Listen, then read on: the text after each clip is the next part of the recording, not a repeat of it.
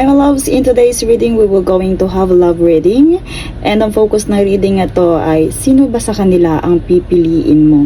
So itong reading na to ay para sa mga taong may pusong nagsasalawahan or yung mga nahihirapan mag-decide, kasi ngayon is yung season na kung saan ang daming mga gustong bumalik, ang daming mga nagpaparamdam, mapa in relationship man yan or in situationship, is talagang andun yung pagbalik. So, kumbaga, before, pwede hinihintay mo yung mga taong to, at ngayon naman, nagkasabay pa sila. So, let's see the energy for these two energy. So, tingnan natin.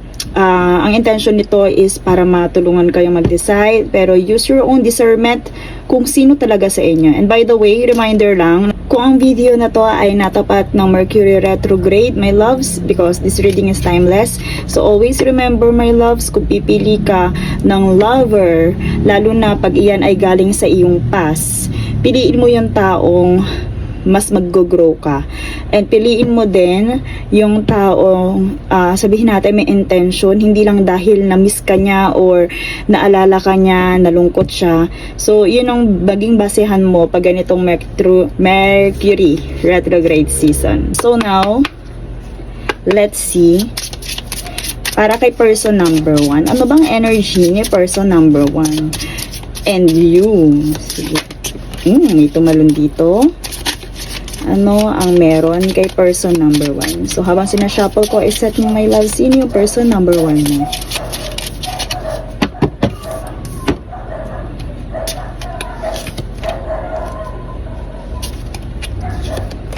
Okay. So, si person number 2, ito yung kay person number 2. So, isa-shuffle na natin card lahat. Kumbaga, magpupul na tayo ng card and titingnan natin kung ano ang meron sa kanila.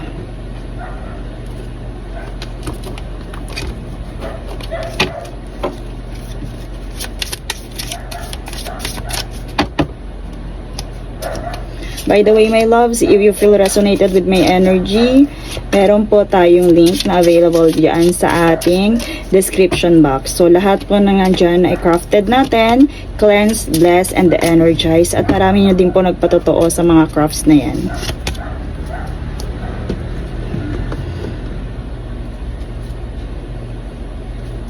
Okay.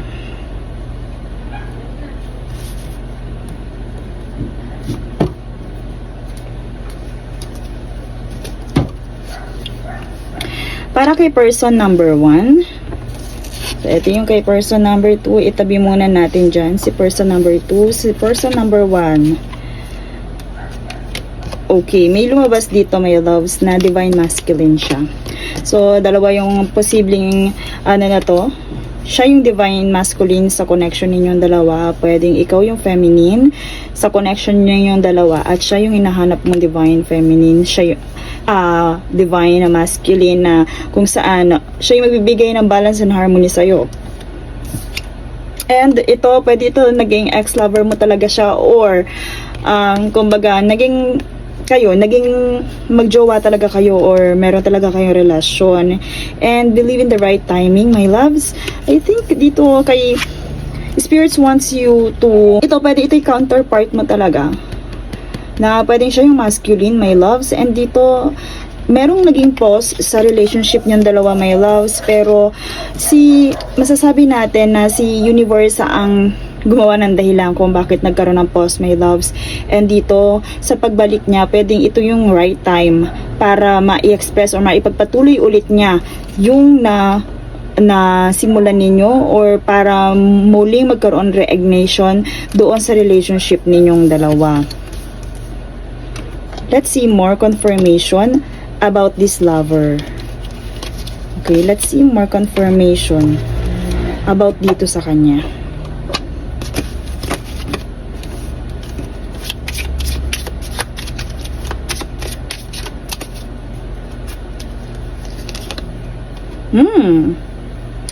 Pwede, my loves, na chinase mo to before. Dito sa chaser card natin, chinase mo siya before. and naging codependent ka sa person na to. And ayun talaga, meron talaga ang pagmamahalan. Kung nagkaroon ka ng doubt kung minahal ka ba ng taong to before, yes, my loves, minahal ka niya. Kasi nandito yung passion. And dito, my loves, pwedeng na-involve din talaga yung pangloloko. So, pwede, my loves, na hindi niya ipinakita lahat ng kanyang passion, love sa'yo. That's why, sabihin nating, nagbabalik siya. So, my loves, dito din sa chaser, pwede din, my loves, na ngayon ay chine-chase or nagpapakita siya ng ganitong energy sa'yo, chine-chase ka niya at sinasabi niyang mahal ka niya, pero pwede hindi siya nagsasabi ng totoo. Pero dito, my loves, nakatapat kasi yung chaser natin sa him na card natin. So, may tendency talaga, my loves, na naging ano ka dito. Nagkaroon ka ng fear of abandonment issue dito, my loves, na ang tagal mo nag-move on bago siya bumalik. And dito, pwedeng naging biktima ka din ng panggagaslight. That's why, chine-chase mo siya. Na parang feeling mo, ikaw yung may problema. Okay? So, my loves, nangyari yon sa inyo because of this divine timing. Nangyari yon, kumbaga, pwedeng ang tagal mo na naranasan yon, and matagal kang nasaktan, na ngayon ay naka-move on ka na, tas nagbabalik siya, my loves. So dito ay hear na ito yung dapat niyang baguhin, my loves. So ito din yung pwede mong maging sign na kung talagang karapat dapat siyang balikan or karapat dapat pa siyang tanggapin kung nandun pa rin yung kanyang kumbaga yung parang hindi mo siya makilala because of their manipulative actions. And also pwedeng right now may tinatago na din sa'yo yung person mo. Okay, ayan. Difficulties, reconciliation nga, my loves. Pwede, my loves, na itong focus ng energy ninyo, jealousies from other may serve as obstacles to the success of this connection. Sino sa inyong dalawa yung mayroong ganong klase yung jealousy? Kasi nandito yung chaser at nandito din yung kasi nandito yung chaser, the codependent, my loves, hirap yan. Kumbaga, hirap niyang pakawalan yung taong mahal niya, hirap siyang magtiwala or ipagkatiwala yun sa iba, my loves. And pwedeng yun din yung naging dahilan ninyo at magiging dahilan nyo kung hindi pa nababago, my loves, yun. So, dito, my loves, yun yung pwede maging obstacles. And confirmation, nandun, my loves, yung passion, andun, my loves, yung masasabi nating right time para dito sa taong to, because dito sa reconciliation, someone from your past is or will be returning to your life soon. Okay, so let's see angel messages for this love connection.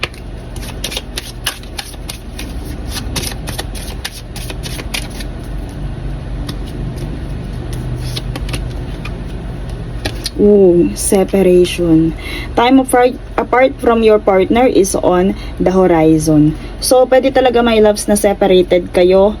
Pwede, my loves, na talagang pinag-separate kayo ng ni universe. That's why meron dito. Pwede, my loves, kung hindi pa sa ngayon, because of this divine timing, kailangan nyo pa because of this. Kailangan meron pa talagang magkaroon ng progress bago ipahintulot ni universe yung pagbabalikan nyo or yung pagtitiwala muli sa taong to. So, let's see message from this person.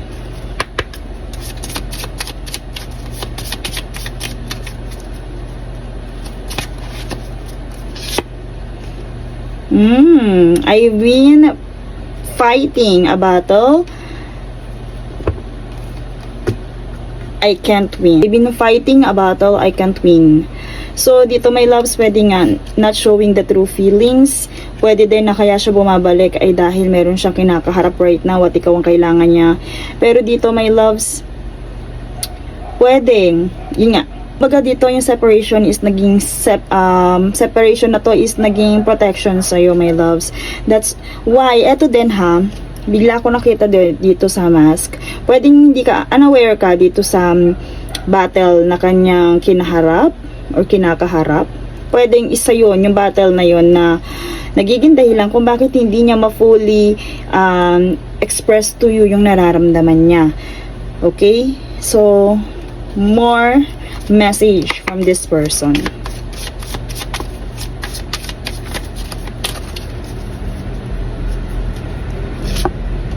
You are so beautiful. Why do you need me? So, dito my loves, sino ba ang nag-chase talaga? Dito my loves, alam niya, yung pag, let me hold you. So, yun, kumbaga, kinakailangan ka talaga nito. And I also hear na meron talagang pagmamahal sa'yo to. Ito kung iniisip mo talagang hindi kanya minahal ka niya, my loves, because of this passion. And until now, mahal ka pa rin yan, minararamdaman pa rin. And meron pa rin chemistry because of this old spark.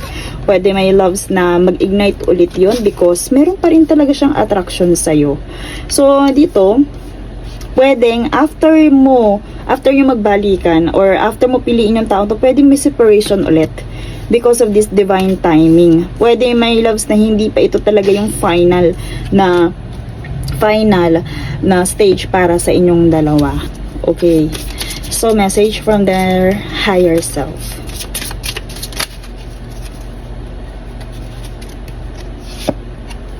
Doubt.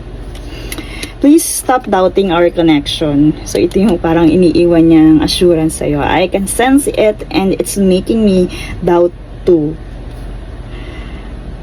Just have faith and know I will reach out to you when divine timing is right. So, my loves, yung pagpaparamdam niya sa'yo, my loves, pwedeng hindi siya maging consistent doon.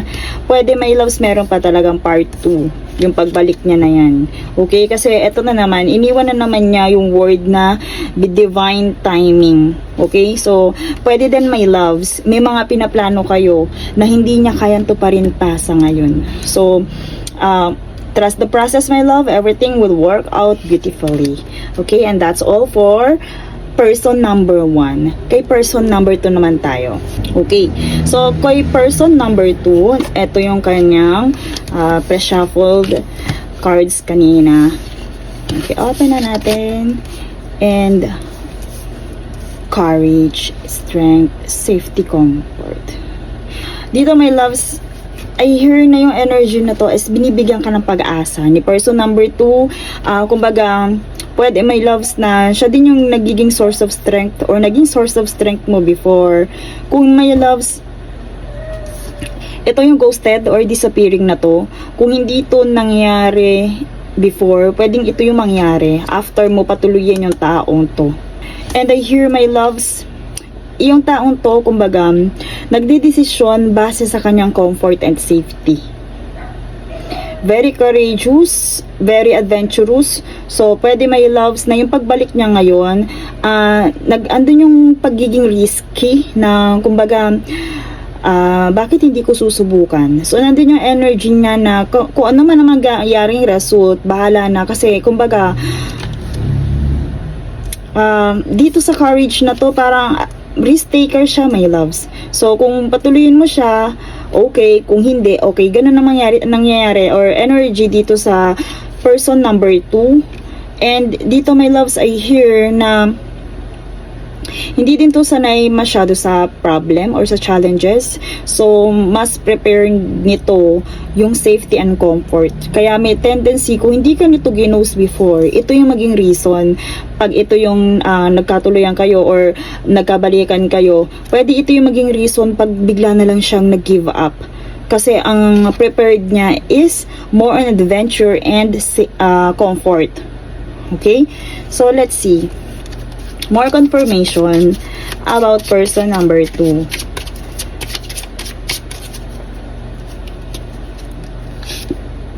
The Grim Reaper. So, relationship, no second chances, my loves. So, para dalawa dito yung mukhang Ghost or Green Reaper kung titingnan mo. And dito sa Green Reaper, my loves, nakalagay dyan, no second chances. Grow and transform your life. I also hear, my loves, dito, kung meron siyang courage, yun yung i-adapt mo, my loves. Yung pagkakaroon niya ng courage and adventure in life, my loves. So, this relationship is over. Spirits are telling you and remind you, kung ikaw ay ginost nitong taong to, may tendency na i-ghost ka niya ulit kahit ano pa yung kanyang reason. So, dito, my loves, have faith, love is coming, surprise invitation. So, dito, my loves, na if ginost ka niya, pwedeng bigla na lang siya din lilitaw. So, ghosted. Diba? And pwede din i-invite ka ng, aayain ka or inaaya kang mag-date ng person na to. So, sino yung nasa isip mo as person number 2, my loves? Double confirmation na pwedeng lumabas kayo. Dalawa yung meeting dito. So, pwede i-date mo na to ngayon. Or, my loves, pwedeng hanggang dun lang kayo. Pwedeng hanggang pagde-date kayo or friendship na lang yung inyong maging relationship. Or pwede itong maging reset nyo, maging friends muna kayo, kilalanin ng isa't isa because of this coffee, double coffee, my loves. So parang alam niyo yung bonding nyo, parang kaibigan mo siya na parang nagbibigay ng comfort sa'yo and safety. Pwedeng doon, my loves, kayo magsimula because from this ghosted na energy to this Cupid arrow. Pwede, may loves, na hindi talaga siya literal na ex-lover, pwedeng ka situationship lang at naging friends kayo. Pwedeng doon mag-grow itong love na to, my loves. Okay, so let's see message from spirits.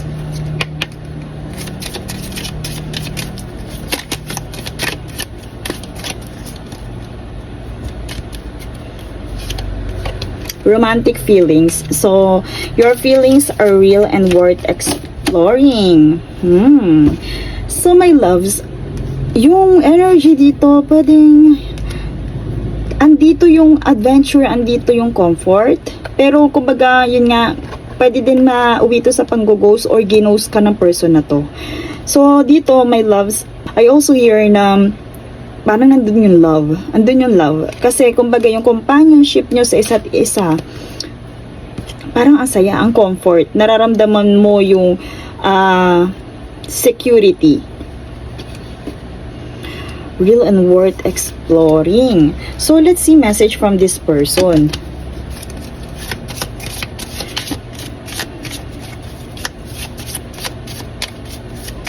Pwede din, my loves, dito sa Grim Reaper na parang nagalit ka dito sa taong to.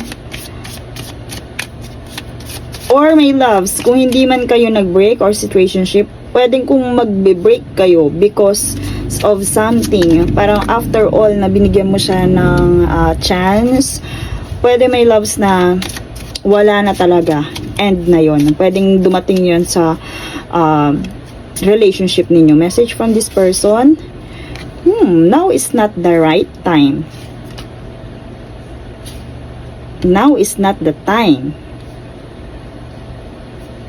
Pwede nga, my love, sa friendship muna kayo. This season, kumbaga, favor din naman kung hindi pa talaga kayo magsisimula, at maganda kung sa friendship muna kayo talaga magsisimula kasi dun yung mararamdaman yung talagang tunay ng comfort. So, nandito po yung isa pa na message from this person. They are the one. You have already met the romantic partner you seek. Unlocated feelings Meron ditong there is not enough love to keep this relationship going in a healthy way.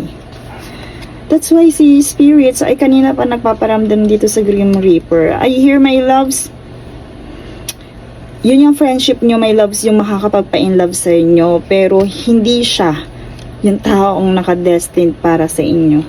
Kasi, my loves, dito sa Cupid arrow, pwedeng iyon yung dahilan kung bakit ka nai-inlove sa taong to. Kasi parang nararamdaman mo yung safety and comfort. And siya yung palaging nandyan. Pero spirits are telling you na hindi ito ang tamang oras at panahon.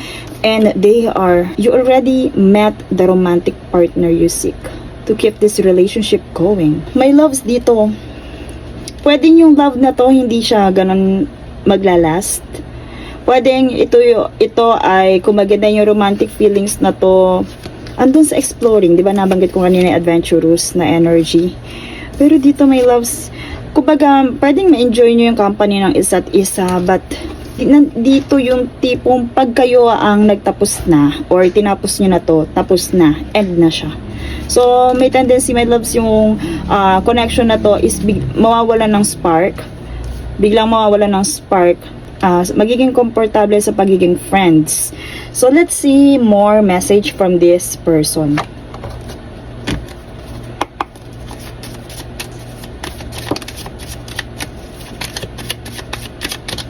Person number 2.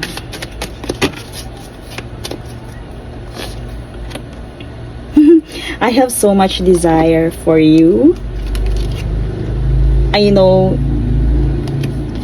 you from somewhere. I know you from somewhere. So, kumbaga meron ditong familiar energy nga, my loves. And dito, yes, merong pagmamahal or sabihin natin, nandun naman talaga yung desire. Kung itatanong mo kung seryoso naman siya, my loves. Seryoso naman siya, kumbaga nandun din talaga yung romantic feelings. And hati kasi yung energy ng dalawang to. Sa unrequited love, pwede natin masading beings, you may know this person from the past. Pwedeng past life, or pwede nga talagang ex mo siya before, or pwedeng ex-situationship mo siya before, kumbaga familiar. And dito my loves, kaya siya bumabalik, masabing talagang na-miss ka nito, or meron pa talaga siyang desire sa'yo, meron pa siyang unfinished business sa'yo. Okay, so let's see. Message from their higher self.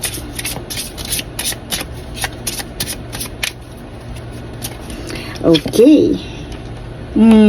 Karmic battles. So, dito my loves, I am releasing what no longer serves me.